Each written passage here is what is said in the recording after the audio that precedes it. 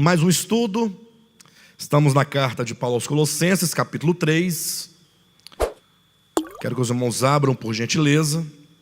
Esta epístola tem apenas 4 capítulos, portanto, nós estamos, após o 3, já encaminhando para a finalização desse estudo, mas deve durar ainda, fiquem tranquilos, ainda uma média de uns 2 meses por aí. Tá bom? Glória a Deus. Colossenses, capítulo 3. Vamos ler aqui comigo a partir do versículo 5. Do versículo 5 até o versículo 13, ou melhor, o versículo 14.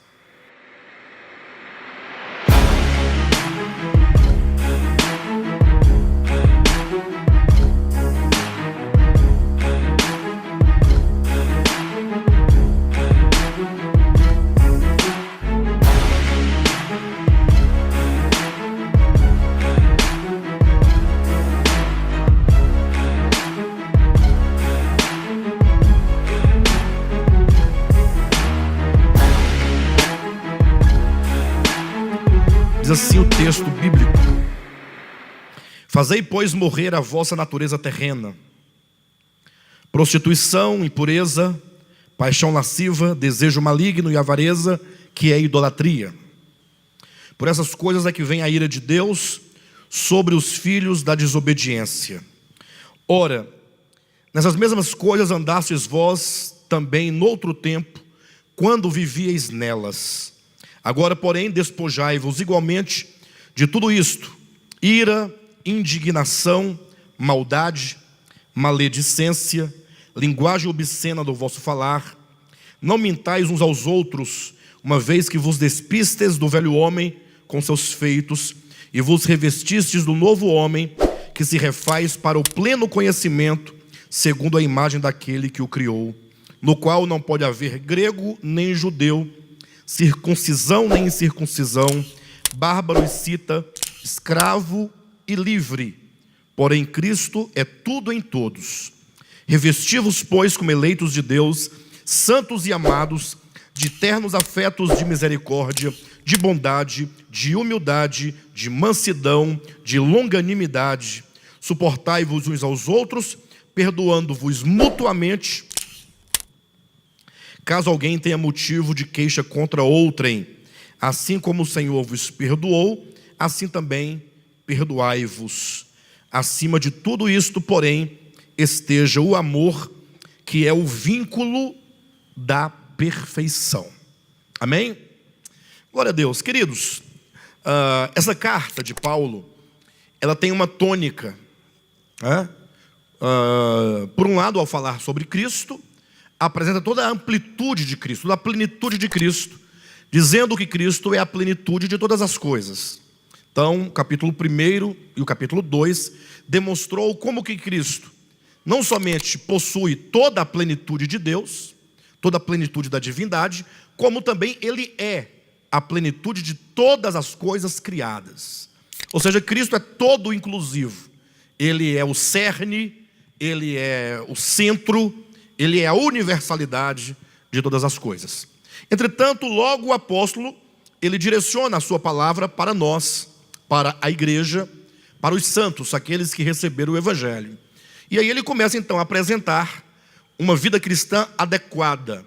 Entenda, uma vida cristã adequada no sentido de uma vida cristã que ela é desenvolvida a partir dos princípios básicos do evangelho, e não segundo falsas doutrinas, segundo falsos ensinamentos. Haja vista que Paulo ele confrontava uma iminente apostasia que se aproximava, que rondava a igreja de Colossos, que tinha uma inclinação muito forte para o que a própria Escritura vai chamar de asceticismo. Se os irmãos observarem no capítulo 2, versículos 20 a 23, Paulo fala acerca de um tipo de procedimento que não pode haver na vida cristã. Ele diz: se morresses com Cristo para os rudimentos do mundo, por quê? Ele pergunta, né? Ele está questionando. Como se vivesseis no mundo, vos sujeitais a ordenanças. 2 pontos. não manuseis isto, não proves aquilo, não toques aquilo outro, segundo preceitos e doutrinas dos homens, pois que todas essas coisas com uso se destroem. Tais coisas com efeito têm aparência de sabedoria, como o culto de si mesmo, e de falsa humildade, e de rigor ascético. Todavia não tem valor algum contra a sensualidade. Então, já no primeiro século, o apóstolo Paulo combatia o asceticismo, uma vida asceta, ou seja, uma vida, uma pseudo-vida cristã que procura se pautar na abstinência de algumas coisas. Como ele próprio coloca, há um exemplo geral: não manuseeis isto. Abstinência de manusear algo, por exemplo. Não proves aquilo. Abstinência de você provar algum tipo de comida ou de bebida. Não toques aquilo outro. Então havia já essa forte tendência, gnóstica no primeiro século, que procurava ensinar a igreja a levar, a conduzir a sua vida cristã a partir desses fundamentos meramente carnais e, como Paulo diz, meramente terrenos. Ele diz: se morrestes com Cristo para os rudimentos do mundo, como que se vivesseis no mundo, vos sujeitais a ordenanças. Está dizendo que é do mundo, é da terra, é terreno, a tendência de o homem querer desenvolver a vida cristã, ou que seja uma vida piedosa, a partir desse asceticismo, a partir dessas abstinências. Por isso que ainda hoje em dia, quando você olha para uma boa parte do cristianismo, você vai observar que ele se fundamenta em abstinências. Não podendo comer carne na sexta-feira santa, por exemplo, é um tipo de abstinência. Não podendo, por exemplo, comer carne durante toda a quaresma, um exemplo. Ou não podendo comer um tipo de comida, um tipo de bebida, ou não poder vestir um determinado tipo de roupa, não ouvir determinada música. Então você vai observar que o cristianismo, todo ele é afetado, ou uma boa parte dele, é afetada por essa heresia da abstinência. Porque quando se faz ou se procede dessa maneira, dá-se a sensação, num primeiro momento, de que a pessoa ela está santificada, de que ela é uma pessoa espiritual. E Paulo diz, essas coisas elas têm uma aparência de sabedoria, mas elas não têm poder contra a sensualidade. Ou seja, Paulo diz, o problema do homem é aquilo que ele é no coração, não é aquilo que ele faz exteriormente. Em outras palavras, Paulo está dizendo, vamos olhar para o lugar onde reina o pecado, ou onde deverá reinar a luz de Deus, que é o coração do homem. Seria mais ou menos aquilo que Jesus diz em Marcos capítulo 7, ou que seja Mateus capítulo 15, para os escribas e fariseus, quando, numa certa ocasião, os líderes religiosos questionaram a Cristo, dizendo, por que os teus discípulos, eles comem sem antes purificar as mãos com a água sagrada das talhas? Havia umas talhas que continha a água da purificação, porque assim se entendia dentro do judaísmo que aquela água ou aquele rito era capaz de purificar as mãos, purificar um objeto, purificar um talher, purificar uma cama, uma pessoa, qualquer outra coisa nesse sentido. E Jesus então naquela ocasião ensina, os irmãos podem ler Marcos 7 ou Mateus 15, leia com atenção. Jesus ensina que o problema é que os escribas e fariseus, como a maioria das pessoas até hoje pensam, que o problema do homem está fora dele. É aquilo, por exemplo, que ele pode beber, que ele pode comer, que ele pode usar. E Jesus fala, é do coração que procedem os maus desígnios. Com as palavras, olhe para o seu interior.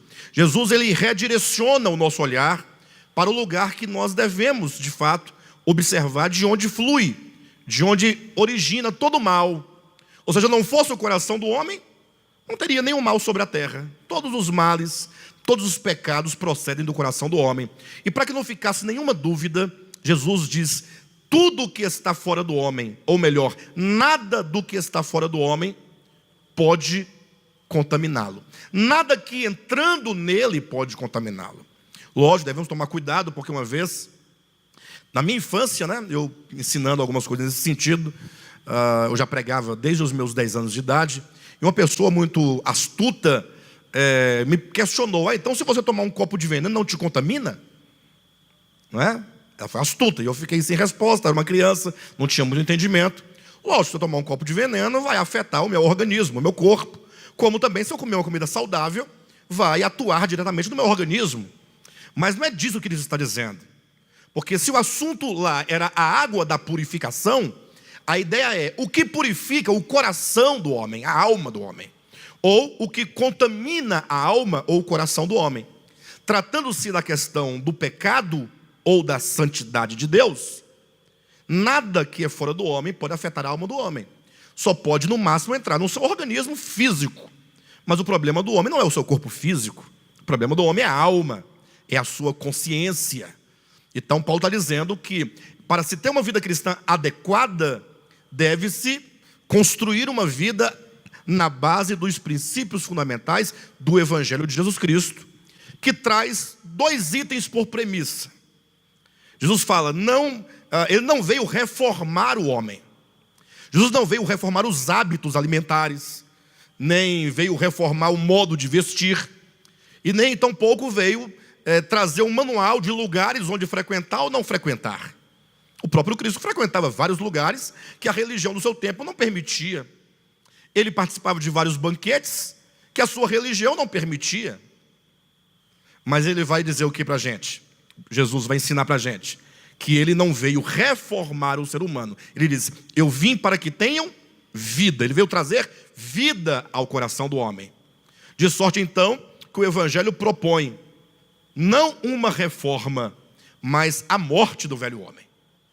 O velho homem, enquanto um coração cuja disposição é caída, e propõe um novo nascimento, isto é, um coração, uma mente, uma consciência, cuja disposição é celestial, é divina, é do coração de Deus, que a Bíblia vai chamar de novo homem.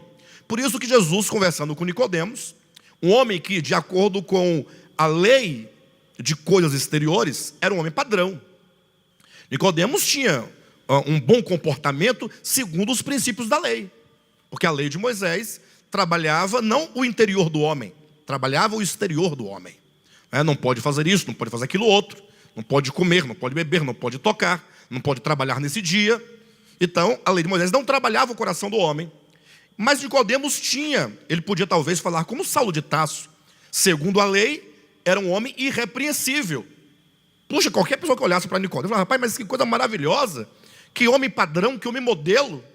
Poderíamos dizer que ele seria uma espécie de Apolo do judaísmo, ou seja, um Deus dos traços perfeitos, no sentido do comportamento.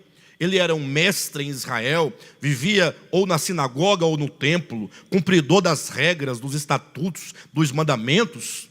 Quando então Cristo vem, ou melhor, quando ele procura Cristo, o que Jesus fala para ele? Importa-vos nascer de novo. Nicodemos poderia questionar, ora, mas eu tenho uma vida correta, estritamente de acordo com o rigor da lei. Poderia dizer que ele era um homem asceta, do ponto de vista da estreiteza do seu viver, naquilo que ele podia realizar e não podia realizar. Mas Jesus fala, não, ele não veio reformar o homem. Ele veio para que o homem, mediante a fé, na sua morte e ressurreição, pudesse ser unido a Cristo na sua morte e ressurreição, para o homem provar e experimentar a morte do velho homem e o nascimento do novo homem em si. Então, eu sei que para muitos cristãos é muito difícil aceitar essa ideia do não asceticismo, né? E de uma vida interior profunda transformada pelo Evangelho. Mas essa dificuldade dos cristãos de dizer não ao asceticismo, é como Paulo diz, o asceticismo tem uma aparência de sabedoria. Você olha para uma pessoa cujos cabelos, uma mulher, são longos, e uma mulher que veste uma bata, uma burca, uma coisa que cobre bem o seu corpo, que não usa pintura. Já pensou uma mulher sem pintura? Que coisa? Não tem um blush, não tem um batom, não tem um brinco, não pinta as unhas. Então as pessoas vão falar: rapaz, essa pessoa é uma santa. Como se porventura a santidade fosse medida por aquilo que se usa no corpo. Mas infelizmente nós fomos acostumados a pensar desta maneira. E não somente no cristianismo agora da era pós-moderna, protestantismo e evangelicalismo, mas mesmo no catolicismo, a ideia de fuga, né? De fuga das grandes cidades para ir para os mosteiros, viver uma vida monástica, né? Viver uma vida separada, uma vida restrita, uma vida de jejuns, uma vida de abstinências, de votos de castidade, uma série de abstinências. Então nós fomos acostumados a pensar, são 2000 anos pensando que a vida cristã, né, seja ou fosse uma questão de abstinência. A Escritura, o Novo Testamento, categoricamente vai de encontro a essa ideia e diz não. Então, é muito difícil se abrir mão do não asceticismo, porque o asceticismo dá uma ideia de sabedoria. Puxa, que coisa! Mas tem uma fraqueza, tem uma aparência de sabedoria. A sua aparência é de coisa santa, mas e a sua natureza intrínseca? O asceticismo não tem poder, não tem força para deter o mal dentro do coração do homem. Então nós temos insistido neste ministério, mais do que nunca, o abrir mão desse asceticismo, ou seja, não mais definir vida cristã por qualquer que seja a coisa exterior. Não confundir evangelho, o poder de Deus para a salvação daquele que crer, com questões culturais. Cada povo em cada lugar tem suas questões culturais. Mas o cristianismo veio, e aí ele começa a estabelecer os pecados culturais, que não são bíblicos nem são pecados.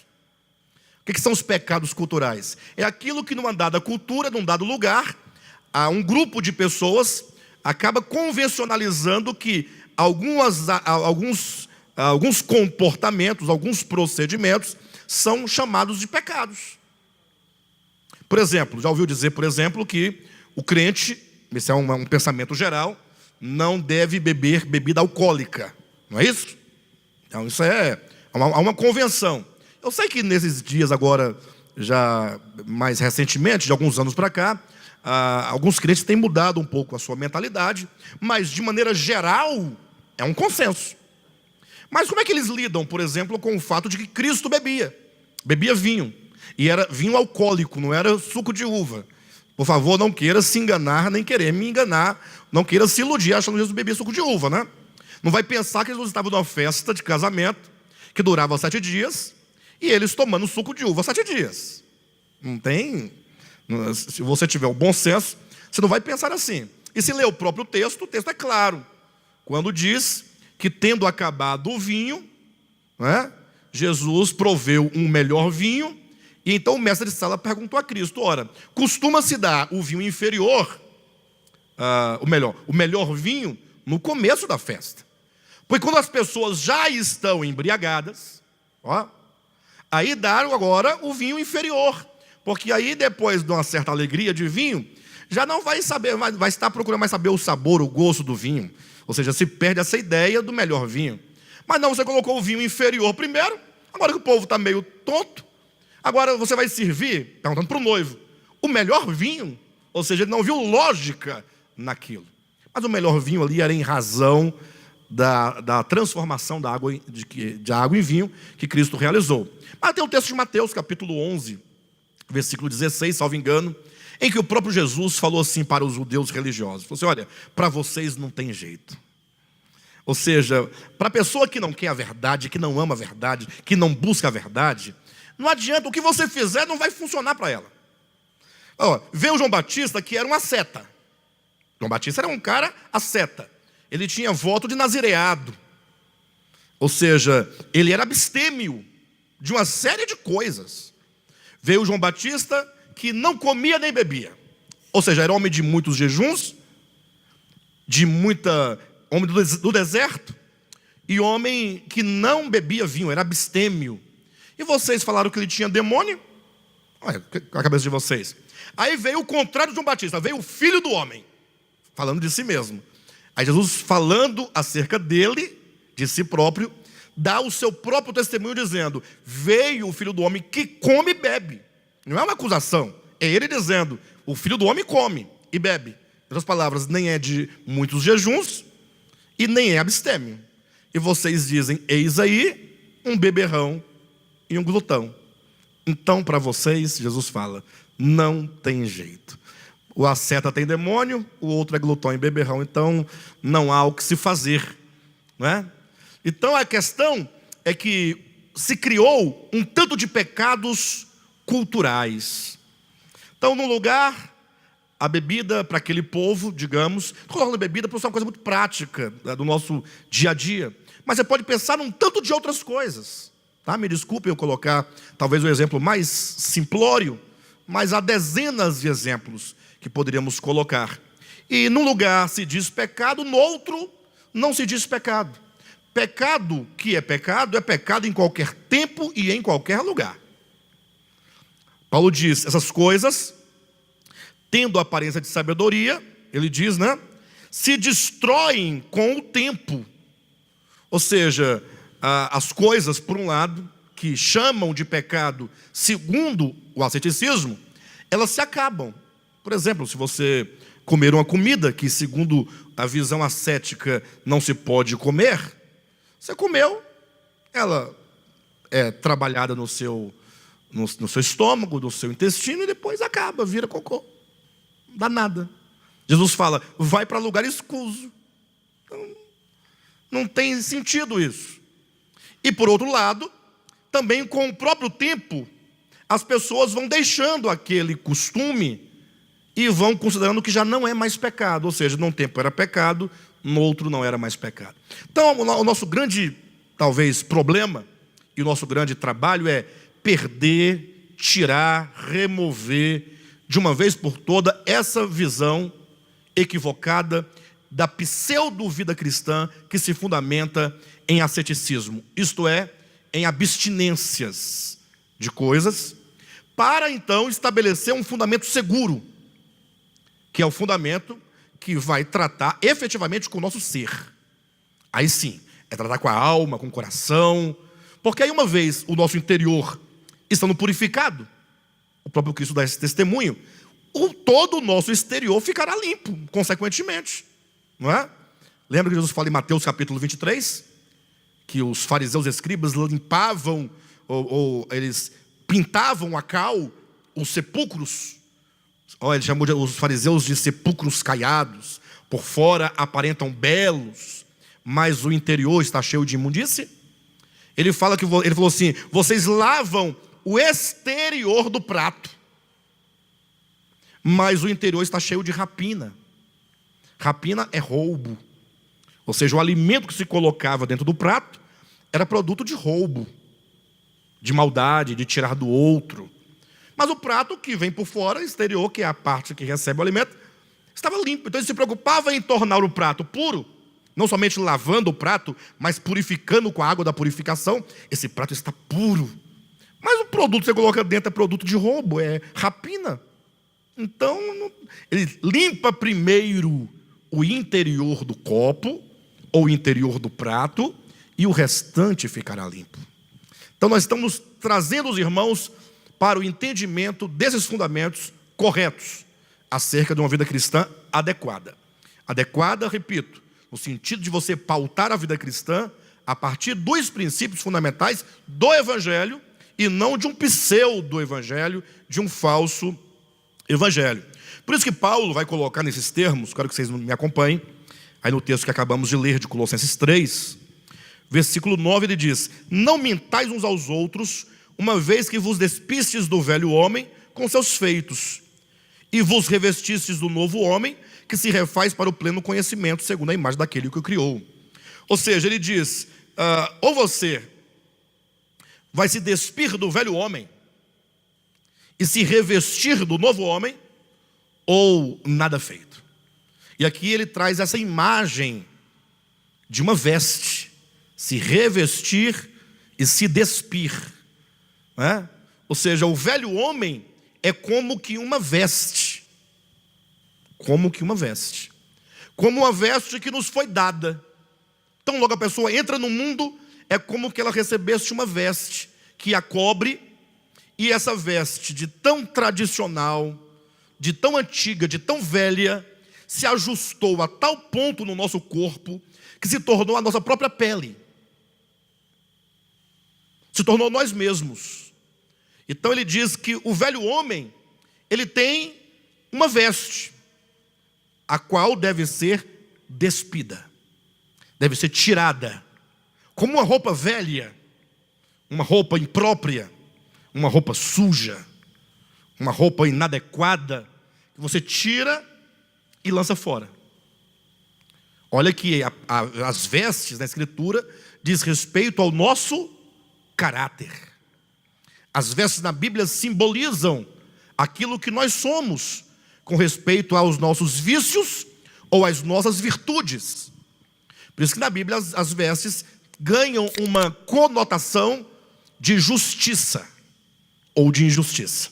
Lembra que o homem, tão logo ele caiu lá no Éden, ele se viu nu, ele olhando para si, viu que estava nu, Gênesis capítulo 3, versículo 7, então logo ele comeu, percebeu a sua nudez e procurou fazer uma veste para si de folhas de figueira. Então, a veste surge, né, como esse símbolo de o homem tentar produzir uma veste que lhe faça parecer justo, justificado, sem pecado, ao ponto que a nudez simboliza o pecado. Então, logo do início, as vestes simbolizam, por exemplo, a justiça. No caso do velho homem, enquanto uma veste simboliza os vícios. Os vícios enquanto toda a inclinação da consciência humana e do coração humano decaídos. É o que Paulo, no capítulo 3, versículo 5, chama de natureza terrena. Que todos os homens herdam de Adão, trazem de Adão. É como se houvesse um inconsciente coletivo, do qual todos participam, mesmo sem ter a noção. É como que houvesse uma convenção de toda a humanidade, que se convencionalizou a viver de um modo, ainda que essa convenção ela seja no seu inconsciente. Todos os homens, quando vêm ao mundo, por nascerem de Adão, eles trazem consigo essa inclinação a viver como vive o velho homem. O velho homem é a coisa mais fácil de acontecer. Basta que alguém nasça do homem. Logo ele vai manifestar todas as características do coração do velho homem. E o novo homem também é uma veste. Você não pode querer vestir a veste do novo homem sobre a veste do velho homem. Ele diz, não, tem que despir-se do velho e agora se revestir com as vestes do novo homem. E agora esse novo homem, ele também traz consigo todas as suas características. Diz respeito a uma consciência e a um coração comum. E o mais interessante é que Paulo não fala de velhos homens no plural, tampouco fala de novos homens no plural. Não existe novos homens e nem velhos homens. Ninguém pode falar assim, eu sou um velho homem e você é outro velho homem. Ninguém pode dizer isso. Tampouco se pode falar, eu sou um novo homem e você é um novo homem, é um outro novo homem. Não, é tudo no singular. Ou você faz parte do velho homem, ou você faz parte do novo homem. E é interessante quando a Bíblia fala sobre homem, ou quando coloca a humanidade dentro desse símbolo de um homem, porque são dois homens, é o velho homem e o novo homem, mas esse símbolo de homem diz respeito a uma personalidade, portanto. Porque um homem, pense agora no sentido literal da coisa. Olhe para um homem, olhe para mim, eu sou um homem. Não é que eu tenho uma cabeça, uma mente? E portanto eu tenho um modo de perceber, de pensar, consequentemente de agir. E isso não afeta todo o meu ser e todo o meu corpo? Ou não? Todo o meu corpo não está em consonância, numa sincronia. Por exemplo, os meus existem os pensamentos e propósitos do meu coração, esses que eu nem mesmo tenho noção ou ciência que eles existem, porque a Escritura fala que a palavra de Deus, de tão viva e eficaz, penetra até o ponto de discernir os pensamentos e os propósitos do coração. Ele vai no mais profundo do ser.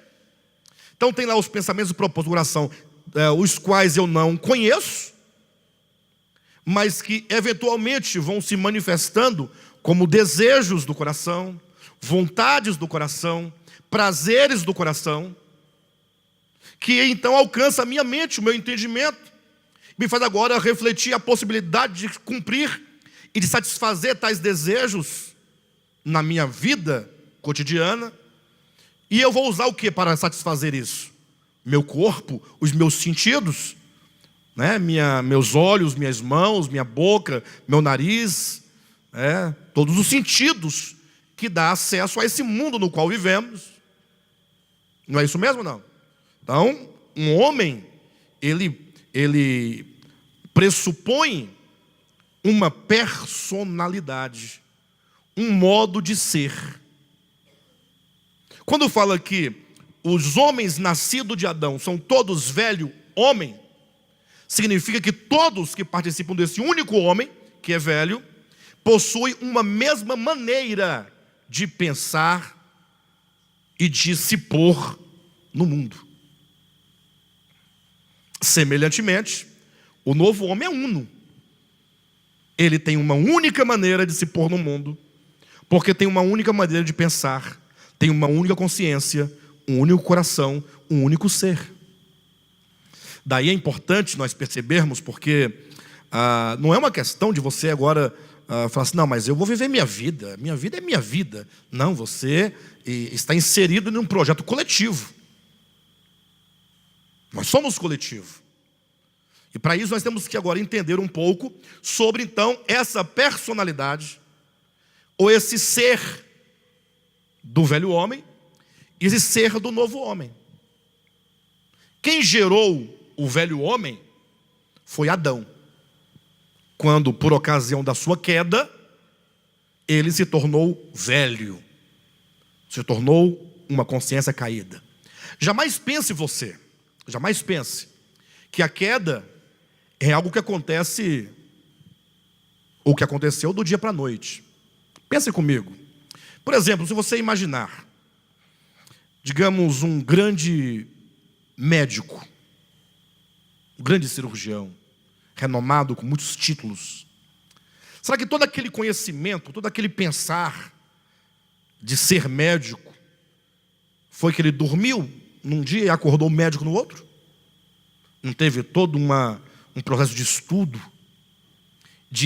primeiro de identificação com a arte da medicina, e então um processo longo de assimilação, a tal ponto que agora, depois de tantos anos, não somente de estudo, mas também de vivência dentro da área, e de experiência longa com todo tipo de situações, agora aquele conhecimento adquirido se tornou ele próprio. Já não há mais separação entre a pessoa e o conhecimento adquirido. Suas mãos agem tão naturalmente. Estava conversando um dia desse com o irmão Anderson, que toca guitarra na nossa igreja. Falei, irmão, às vezes dá gosto de ver você tocar. Me referindo à habilidade dele, né? Porque me parece que a guitarra e seus braços, suas mãos, é uma coisa só. Parece que a mão, os braços, os dedos, é como se fosse uma extensão da própria guitarra, porque ele está olhando lá para cima aqui, os dedos estão fazendo um tanto de coisa, e está tudo sincronizado, uma harmonia. Por quê? Porque a música já entrou de tal modo no seu ser, que agora ele e a música se tornaram uma coisa só. Então Adão entrou num processo de queda. E a Bíblia coloca Adão, o primeiro homem, num jardim, comendo um fruto. Ali é pedagogia. Mas tem que entender Adão enquanto humanidade, num longo processo, né, de degradação, a ponto de chegar a ser o velho homem. Quando nós nascemos, portanto, não tivemos nenhuma dificuldade. Já nascemos totalmente tomados de uma história. Nós trazemos uma carga histórica deste homem caído. De sorte que pode nascer no Brasil, na China, na Rússia, na França, pode nascer nos Estados Unidos, numa tribo indígena, das mais remotas do mundo, que todos vão ter a mesma inclinação, é uma veste. Veja bem, as características. Versículo 5. Fazei, pois, morrer a vossa natureza terrena. 2 pontos. Ele coloca prostituição, impureza, paixão lasciva, desejo maligno. Esses 4 primeiros, todos vinculados à natureza sexual animalesca, que foge dos padrões de uma relação normal.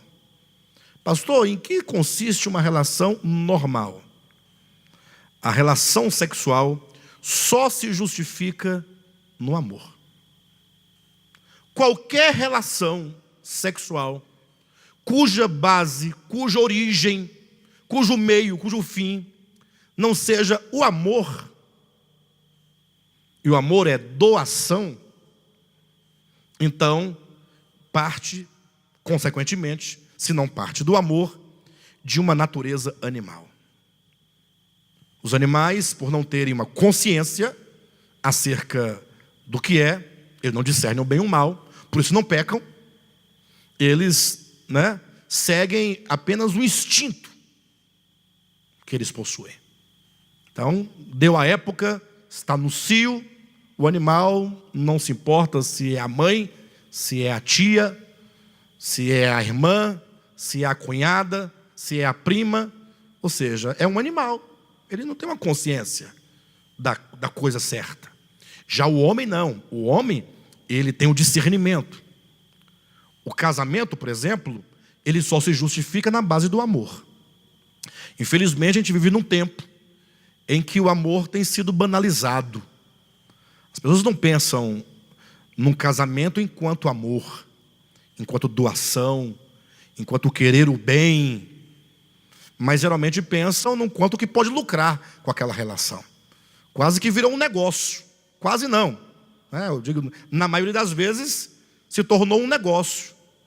É o homem que quer saber quanto de atributos sensuais a mulher pode lhe oferecer. Ou quanto que aquele homem pode me oferecer de dinheiro, de vida mais tranquila.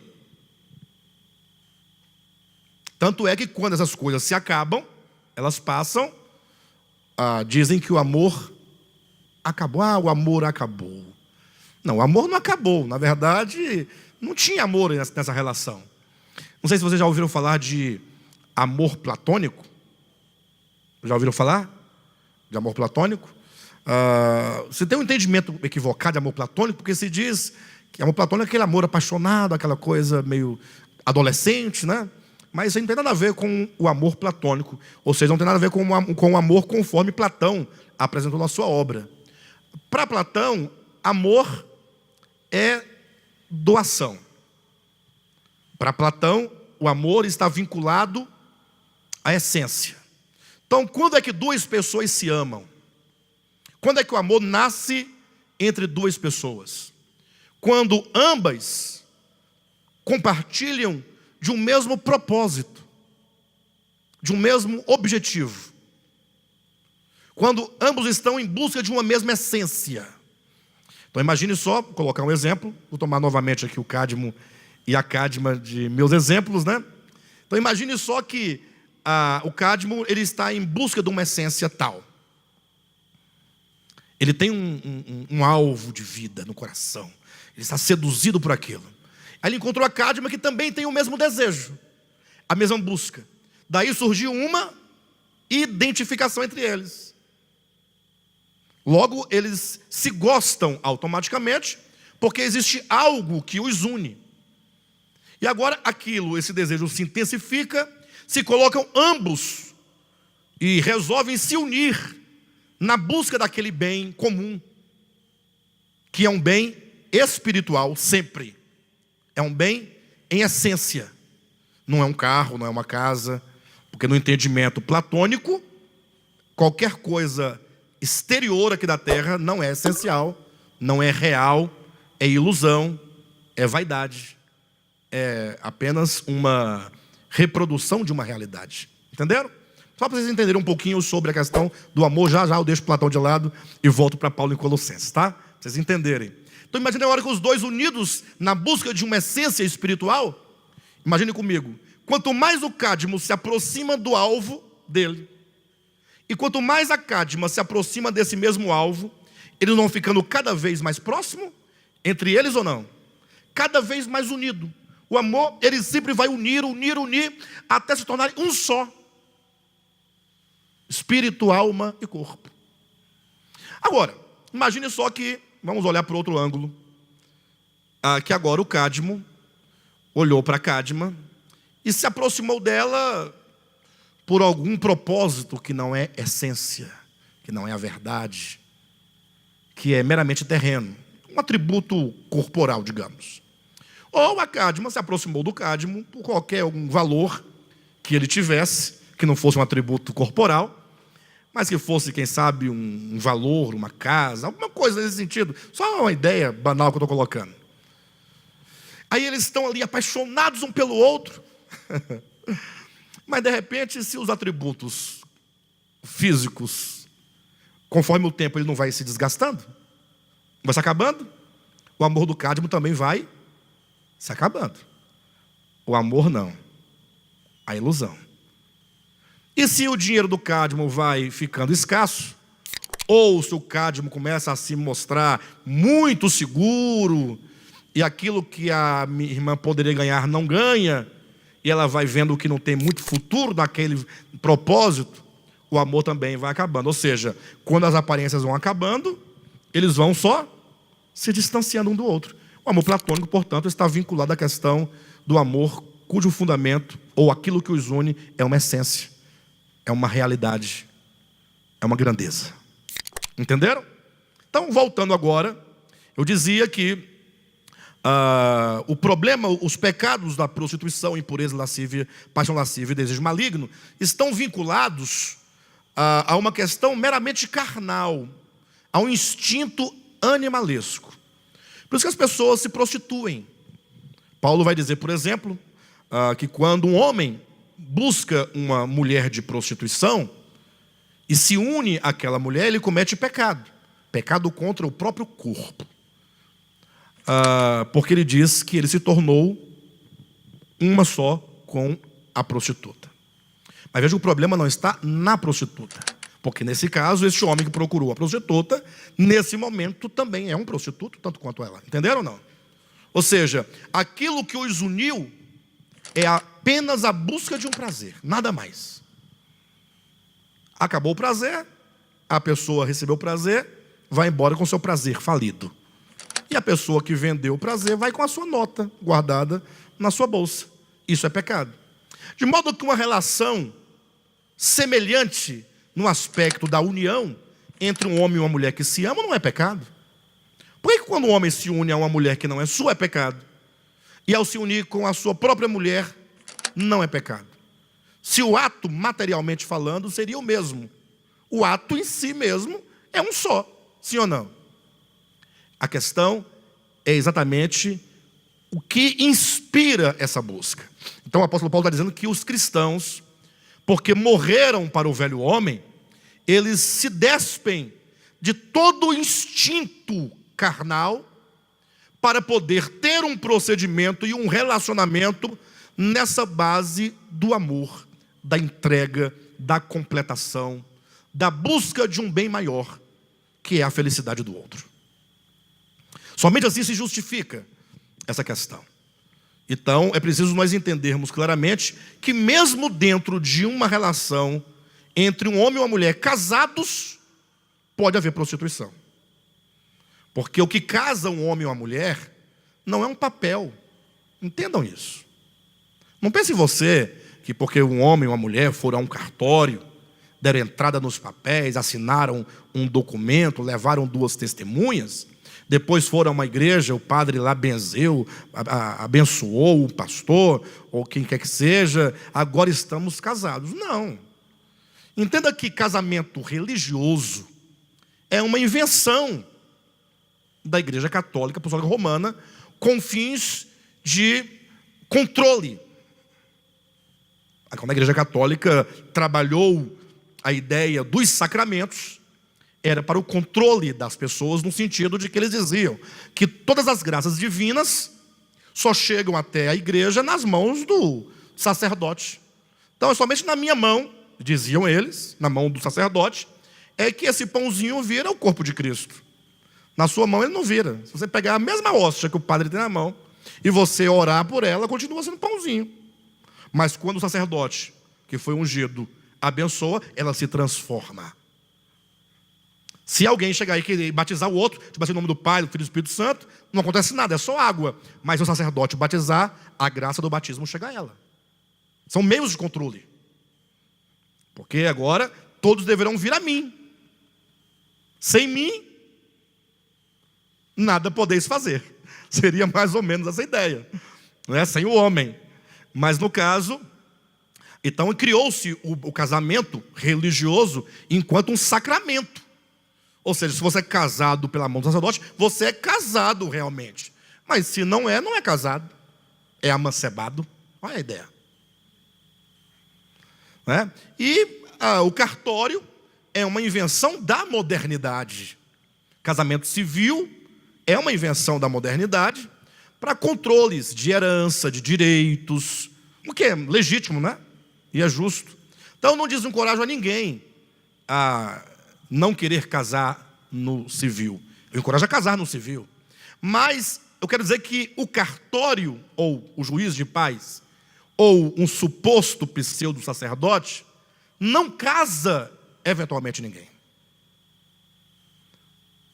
Assim como alguém que tem uma certidão de casamento legítima, original, e quantas delas autenticada tiver, todas autenticadas no cartório, não garante que não haja naquele lar, naquele casamento, um divórcio.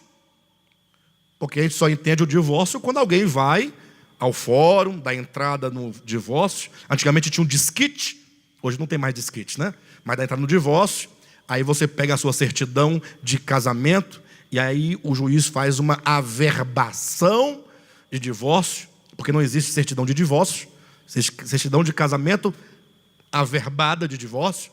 Então faz lá a averbação, agora o fulano é divorciado. Não.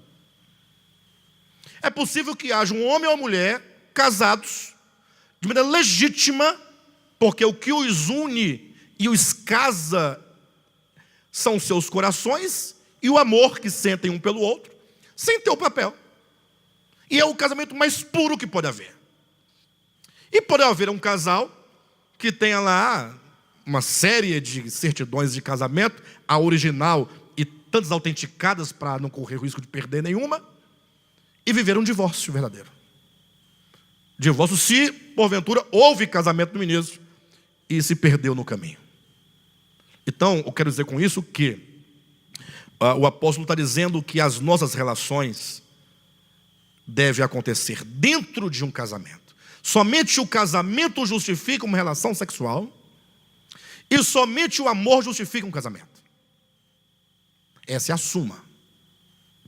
Quando isso acontece, você está pensando, agindo de acordo com uma mente que não é a mente do velho homem. A mente do velho homem é de impureza, de prostituição. Quando eu disse agora há pouco que mesmo dentro de um casamento, realizado num cartório, no fórum, e mesmo numa igreja, numa religião, pode haver prostituição, é quando a relação é colocada na mera música do prazer próprio ou na venda da relação do casal. Quando alguém, por exemplo, fica barganhando com o outro, né? A mulher queria tanto aquele carro, mas o marido não deu, ela ficou chateada, e aí fez uma greve. O marido, coitado, sem condição de comprar o carro, não tem como se aproximar da mulher, porque ela só volta a se relacionar quando a raiva passar ou quando ela ganhar o carro. E aí, para a raiva de uma mulher passar, é difícil, o tempo passa, muito tempo. E às vezes passa, mas não passa. Passa, mas às vezes assim. Você lembra daquele dia? Daquela coisa? Aí vem tudo de novo. É? Mas também tem homem assim também. Quando, enfim. Então, nada disso, ou melhor, essas coisas aqui colocadas, elas são fruto de uma mente, uma consciência caída. Então veja como que o que a Bíblia chama de pecado é ausência de amor. Vocês perceberam? O que os homens chamam de pecado? Digamos que passei ali perto da casa do Aldair, estava com o radinho, a pilha, lá fora ouvindo Roberto Carlos cantando, né? O que ele estava cantando? Roberto Carlos cantando. Qual era a música que estava ouvindo? Você lembra? Digamos que estivesse cantando: eu quero ser sua canção, eu quero ser seu tom. E ele lá pensando na esposa dele, que ela vai chegar, e ele animado, eu vou colocar essa música para ela ouvir, né? Vou servir um vinho para ela tomar. Não é bonito isso? Puxa. Mas aí a loura passou lá, quando viu ele com o radinho, ai, irmão, pastor Alexandre, ele estava ouvindo música do Roberto Carlos. Pecado. Peraí. Chama de pecado o quê? O que nós chamamos de pecado? Ou o que o cristianismo chama de pecado? Essa é a questão. Às vezes uma coisa boa chama de pecado. Por quê? Porque o Roberto Carlos não é evangélico. Aí vem outro e fala, não, ele é espírita. Aí vem o terceiro, não, ele tem pacto com o diabo. Só veste branco e azul. Entenderam como é que as pessoas vão para outro lugar e nenhum quer saber se o que está inspirando ele naquele momento é o amor. Ou seja, para esse tipo de cristandade, o que menos importa é o amor. O amor não tem lugar na cristandade, em nada. Até porque o próprio ato, desculpe, essa aqui é apenas uma ilustração, de alguém ter visto o irmão ouvindo e for contar para o outro como fofoca, aí sim, isso está fora da base do amor. Porque ainda que o outro estivesse errado, o amor levaria, no mínimo, aquele que viu, a orar pelo irmão. A Bíblia diz que o amor cobre multidões de pecados. Vai guardar o irmão. E se o amor incomodar mais, além de orar, vai buscá-lo, buscar compreendê-lo, buscar ajudá-lo, buscar levantá-lo. É outra coisa, o amor é outra coisa. Mas veja como é a consciência do velho homem. E diz que além de prostituição, impureza, paixão lasciva, desejo maligno, diz avareza. A avareza, ela é própria da consciência do velho homem. Ele diz avareza que é idolatria. Interessante, que geralmente não se vê a avareza como idolatria, geralmente.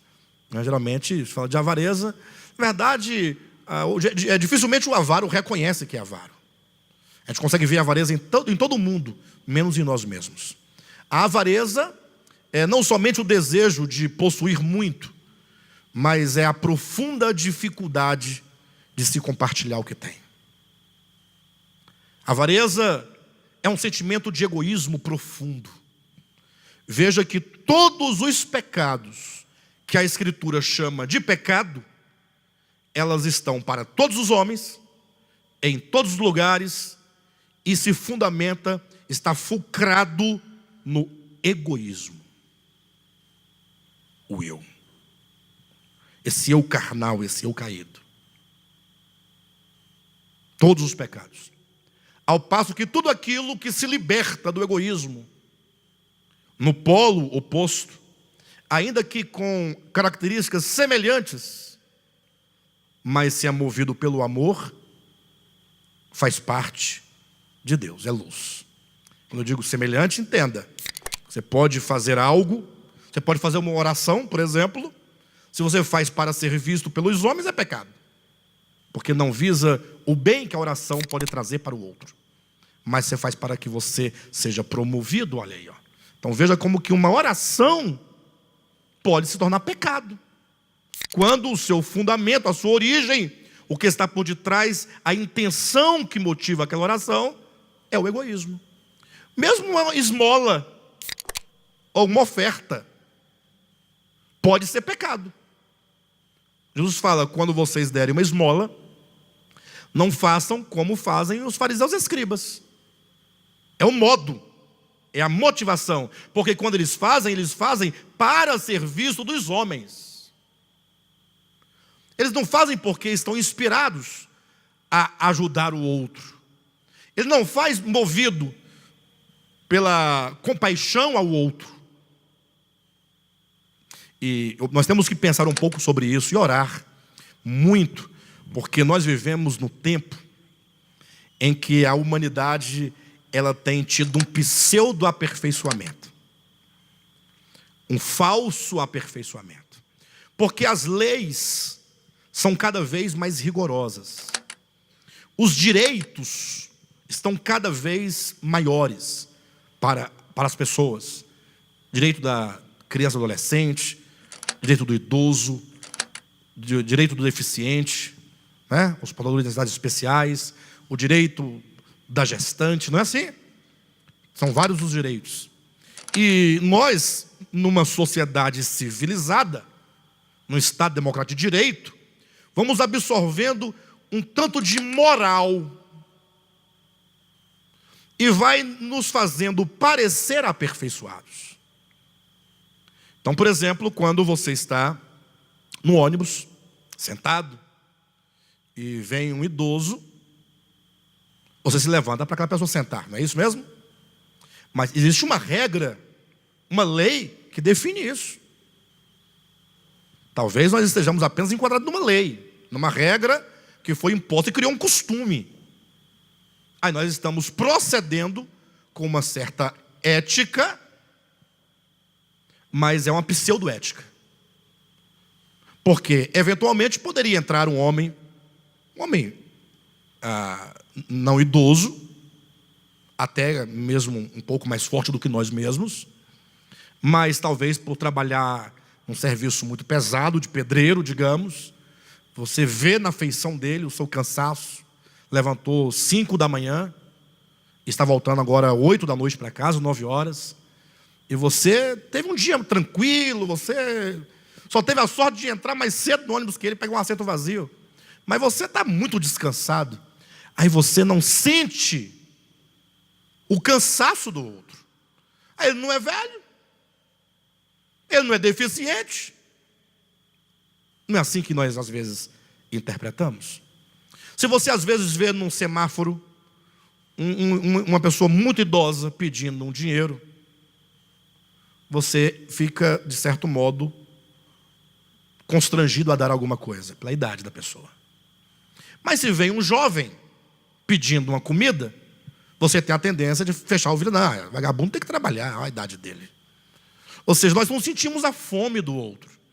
Nós estamos, às vezes, nós somos controlados por algo exterior que a sociedade vai impondo e nós vamos tendo um suposto aperfeiçoamento, mas não uma mudança de coração. A mudança de coração nos levará sempre a olhar o outro, a sentir a dor do outro, nunca pensando no que eu posso ganhar, ou se eu não fizer, o que pode me acontecer. Ou seja, a pessoa que traz o Espírito de Cristo, desse novo homem, essa mente, ele não é constrangido por nenhuma situação exterior, por nenhuma lei, nenhum medo do que pode lhe suceder. Ele é sempre constrangido pelo amor. Ainda que não tivesse nenhuma lei ou regra que te obrigasse a fazer aquilo, você faria por causa do outro, não por causa de uma regra. Vocês entendem o que eu estou dizendo? Então é isso que nós precisamos pensar e tomar o cuidado, porque o que nós estamos buscando? Nos despir do velho homem, o que implica de modo bem simples e simplificado, é nos despir de toda e qualquer forma de egoísmo. O egoísmo é a mãe, ou seria o pai, de todos os pecados. Tudo que procede do egoísmo é pecado. Mesmo a oração, mesmo a esmola, mesmo o jejum. que são os exemplos que Cristo deu em Mateus capítulo 5. Não jejueis como os fariseus, não oreis como os fariseus, e não deis esmolas como os fariseus. Porque eles fazem movidos por aquilo que eles podem receber de volta. O efeito bumerangue. Né? Dar algo pensando quanto vai voltar para mim. E não é assim que muitas vezes os crentes são ensinados? Você deve viver assim para ir para o céu? Por que não ensina as pessoas a amarem a Deus? Nossos filhos, quantas vezes nós queremos obrigar os filhos a fazerem as coisas referentes a Deus, digamos assim? Ensinamos que se deve fazer porque senão a cuca vem pegar. Se não fizer deste modo, vai para o inferno. Ensinamos um lago de fogo para a criança. Ensinamos um céu, umas ruas de ouro, coroa de ouro, pedra na coroa. Sempre seduzindo a criança a realizar algum suposto bem que lhe traga um resultado. Eu jogo bumerangue, mas ele vai voltar para mim. Ou seja, nós estamos ensinando, embora coisas supostamente boas, na base do egoísmo, ao invés de ensinarmos a amar a Deus. Quando Deus falou com o povo de Israel, Moisés falou: olha, diga ao povo, eu, o Senhor, teu Deus, sou o único Senhor. Amarás, pois, o Senhor teu Deus, de todo o teu coração, de toda a tua alma, com todo o teu entendimento. Ou seja, aquilo que fazemos para Deus, no sentido da vida piedosa, só tem algum valor de fato e de verdade se for movido por amor a Ele. Talvez esta seja a nossa maior dificuldade. Conversava com um irmão recentemente dizendo sobre nós aqui, igreja, ministério de volta à palavra, né? Nós temos um número até razoável, digamos sejamos 200 pessoas, né? Contando com os que frequentam com mais assiduidade, enfim. Mas digamos que o quanto que nós podíamos fazer, tantas coisas maravilhosas, tantas coisas boas. Quando nós podíamos ser um testemunho de fé, de verdade, de luz, aqui no Distrito Federal, quantas vidas seriam abençoadas. Mas às vezes nos falta algo. E eu sempre, ao pensar nisso, eu sempre volto para o mesmo ponto. Nós desencorajamos aqui nesse ministério qualquer coração mercenário. Nós desencorajamos. Nesse ministério não tem coração mercenário. Ou seja, nós dizemos claramente, se você faz isso, se não é por amor, não serve. A pessoa fica desencorajada, ela quer alguma coisa. Você falou, não adianta você dar a sua oferta desse tamanho, se não for pelo amor. A pessoa, eu queria que os irmãos me dessem um cargo, colocassem uma cadeira diferente para mim, né? Teve pessoas que saíram daqui do nosso ministério dizendo que saiu porque o seu trabalho prestado não era evidenciado no púlpito. Incrível, né? Mas foi dito. Então nós desencorajamos qualquer atitude mercenária. Ou seja, a pessoa fica desencorajada, não tem louvor nisso.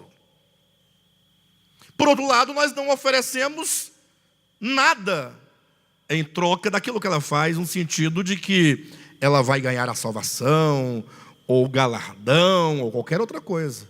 A gente sempre apela para o amor, para a generosidade, em todos os sentidos da vida. Então, aí eu chego ao ponto. Então, quando nós nos sentimos lentos, não tanto animados, é porque fomos desencorajados de um lado e nos falta o amor do outro. Precisamos aprender a amar a Deus. Urgentemente buscar o entendimento de tudo. Na minha casa, eu com minhas filhas, eu sempre ali presente, todo momento. Depois que eu aprendi a orar, depois que eu compreendi que a oração não é simplesmente você dobrar o joelho e ficar falando palavras vazias e olhando para o relógio, porque você tem que orar 1 hora e só tem meia hora, essa hora não passa nunca quando se ora. Você tem que ficar inventando assunto para chegar a estendendo, para dar uma hora. Quando eu, amém, acabou, graças a Deus. Entendi que a oração é um espírito totalmente, constantemente desperto. É a consciência constante de se estar em Deus, de saber que tudo ocorre nele, por ele e para ele. E aí não tem como eu, na hora do almoço, ou de um jantar, de um café da manhã, eu não glorificar a Deus. Vamos agora fechar os olhos, vamos orar. Não, parei com isso. Mas eu glorifico ao Pai.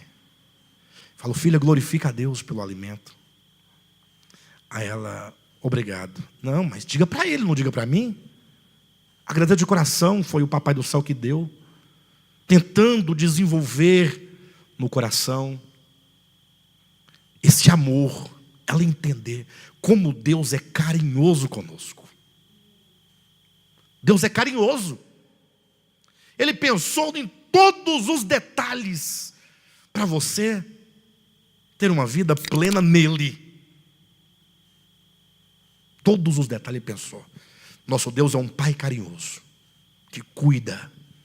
Quando você entende o amor de Deus, que Ele não mata, que Ele não coloca câncer, pelo contrário, que Ele inclusive respeita os caminhos dos homens, mesmo quando os caminhos levam para longe dele próprio, longe de Deus. Deus deu ao homem o livre-arbítrio, e Deus respeita isso, mesmo que ele sofra, e nunca sai da posição de receber o filho de volta. Se isso não nos constrange, então nada mais constrange. Eu sei que é mais fácil servir a Deus, e aí já é uma contradição, porque se é fácil, nesse sentido que eu vou colocar, não é serviço a Deus. A pessoa ter uma aparência de serviço a Deus, movido pelo medo e pela barganha. Um Deus que está 24 horas, se você não fizer isso, eu furo o pneu. Olha, eu corro o câncer no teu filho. Olha, você vai capotar seu carro. Vou levar seu pai e sua mãe. Vou ceifar a sua vida. Olha, e vai para o lago de fogo. Vai perder a salvação. Gente, misericórdia, como é que serve a um Deus desse? Não, só pode servir, entre aspas, enganando a Ele. Porque se não é movido pelo amor, não é serviço. É serviço remunerado. E se é remunerado, é mercenário. Mercenário é aquele que trabalha por mês. Quero saber qual de vocês aqui que vão trabalhar um serviço secular por amor. Por amor. Trabalha em casa, não é não? Trabalho secular nos leva, tem que ganhar alguma coisa. Não está pagando, nós vamos logo de emprego, vou resolver por aqui. Agora, a Deus, que nos deu tudo gratuitamente, e mesmo quando nós não o servimos, Ele não retira o sol e a chuva. Não retira. Está lá em Mateus capítulo 5, versículo 45, 44, 43, que o Pai Celestial dá o sol e a chuva para maus e bons, indistintamente. Então, é o amor, né? Servir por amor.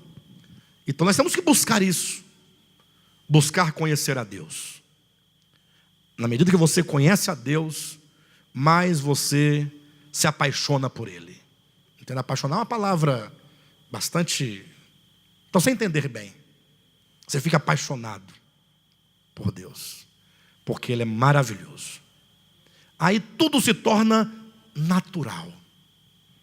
Imagina só uma mulher vivendo com um homem de quem ela não gosta.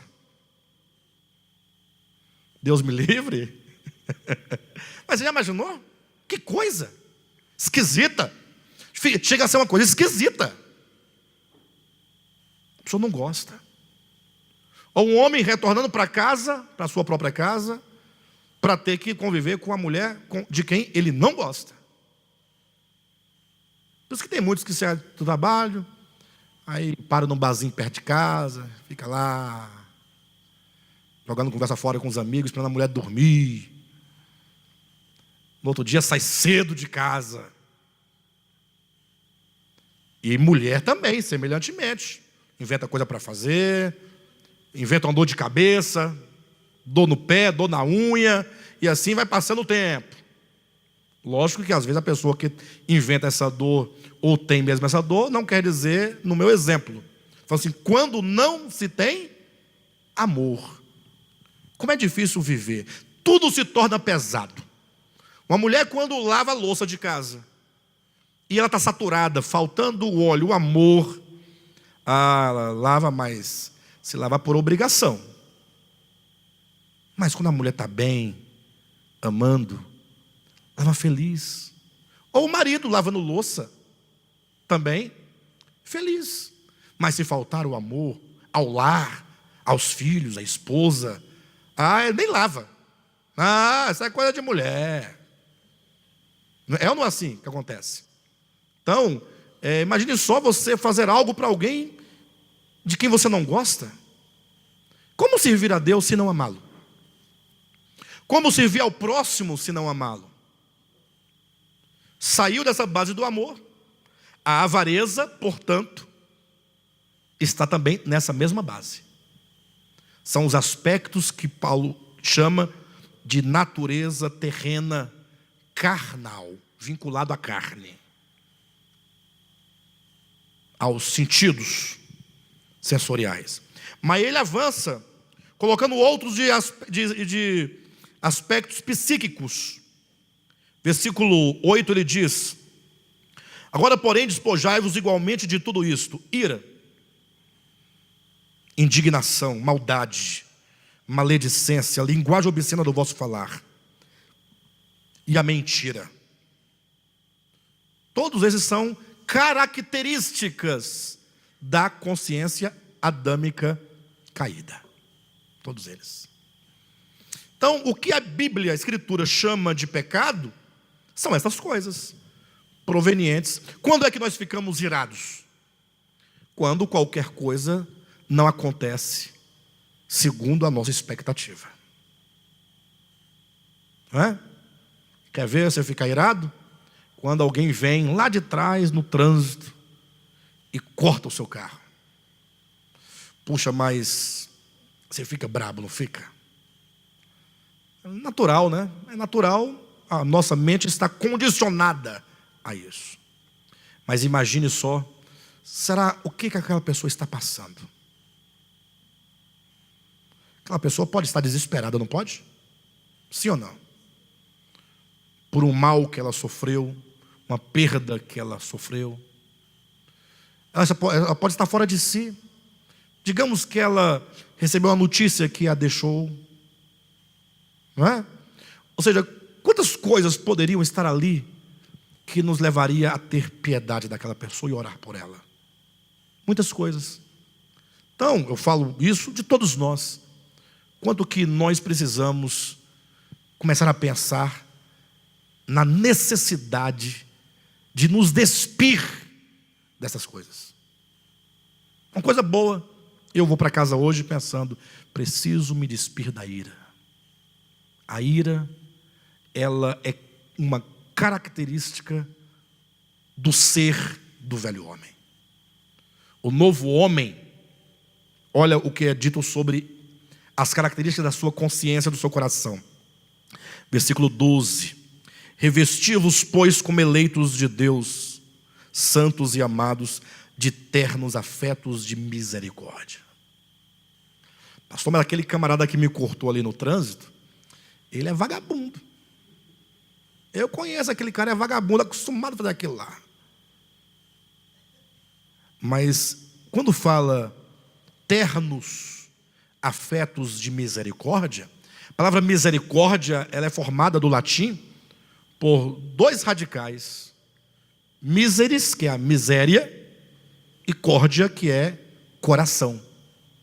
Misericórdia é derramar o seu coração sobre a miséria alheia. Nós não queremos derramar o nosso coração em miséria de ninguém. Eu quero derramar meu coração no outro coração. Quero derramar meu coração num monte de coisas boas. Não é? Não, é quanto mais miserável é o outro, quanto mais miséria ele possui, mas a misericórdia se faz necessária, a piedade, porque alguém numa condição de miséria é carente de Deus, carente de luz. Eu fui uma vez a um presídio e eu fiquei muito constrangido comigo mesmo, né? Eu estava numa ação social e espiritual de igreja. Quando eu cheguei naquele lugar, que tinham várias celas assim, uma ao lado da outra, nós fomos chegando com violão, era eu e mais 2 pessoas. Aí eu escolhi uma cela mais central, para me aproximar um pouco. E aí começamos a cantar uma canção. Deus enviou com violão, para chamar a atenção do pessoal, que todos vieram saindo dos fundos de suas celas e segurando na grade, todos aí como uns animaizinhos. O quanto que aquilo doeu dentro de mim. Quando eu saí dali totalmente destruído, a minha consciência começou a me enganar, a querer me enganar, a buscar uma justificativa. Não, mas eles estão lá porque ele... Não, ele está lá porque... Aí começa a buscar as razões que os levaram para lá, para tentar, aí já na linguagem de Machado de Assis, abrir uma janela na consciência para ventilar. Você entende? Então, a misericórdia, a compaixão, como diz aqui, a bondade, ela não busca respostas, ela só age. A bondade, quando procura uma justificativa, não é bondade. Eu sou bom, eu ajudo as pessoas, desde que, deixa eu ver, como é que é? Conta a sua história. Se eu achar que eu devo, eu ajudo. Se eu achar que não, não ajudo, um exemplo, né? A bondade, ela é bondade. Ela não está condicionada a outra bondade para que ela seja bondade. Então, quando nós lemos aqui, por exemplo, a ira, a indignação, a maldade, a maledicência, em contraponto a isso, nós vamos encontrar os ternos afetos de misericórdia, de bondade, de humildade, de mansidão, de longanimidade. Então vejam o que é a consciência do velho homem, uma vez, o que é a consciência do novo homem. Aí ele vai dizendo: suportai-vos uns aos outros. Difícil suportar uns aos outros, né? Se você tomar a ordem, suportar, você vai ficar com dificuldade de suportar. Você suporta um dia, 2, tá abusando, já era. Aí faltou a longanimidade. Só é possível suportar o outro quando você entende o outro. Aí ele diz assim: perdoai-vos mutuamente uns aos outros. Já imaginou uma igreja em cujos irmãos se perdoam mutuamente? Que maravilha! A gente poderia experimentar bons momentos, ou seja, nós não perderíamos pessoas e nem seríamos para elas os perdidos também, né? Porque elas também perderam, né? Quem sai a gente perde, mas eles também perdem. Nós nos privamos uns dos outros. Se há amor, se há perdão mútuo, quantas coisas seriam superadas, quão mais fortes nós seríamos, né? Assim como o Senhor vos perdoou, assim também perdoai vós. Acima de tudo isto, porém, esteja o amor, que é o vínculo da perfeição. O amor é o estágio final de toda a ascese espiritual. O amor é o lugar para onde estamos indo.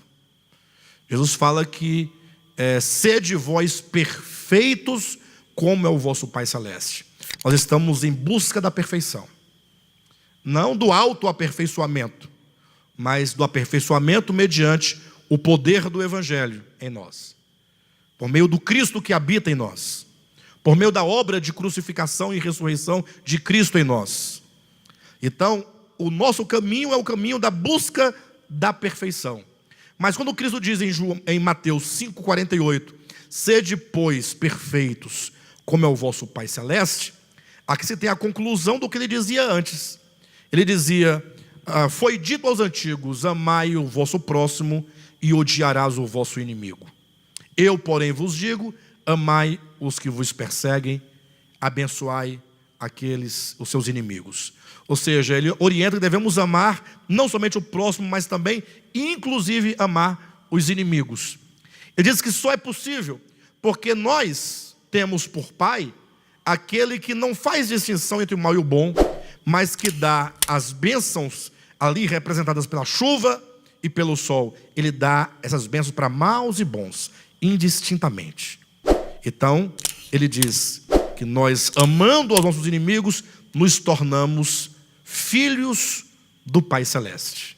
Ou seja, a natureza do Pai é manifestada em nós. Ele diz: sede, portanto, perfeitos como é o vosso Pai Celeste. Ser perfeito nesse sentido é alcançar este amor divino. A perfeição é o amor. Amém?